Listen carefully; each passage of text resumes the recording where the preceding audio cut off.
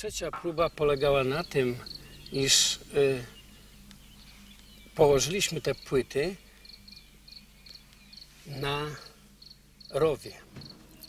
In the third trial, the panels are placed over a ditch to simulate a bridging situation.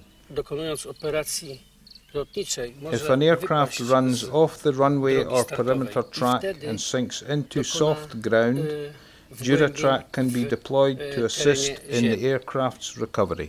Położenie tych płyt, by umożliwić The Duratrack system is the perfect solution for aircraft recovery, saving time and allowing normal operations to resume quickly.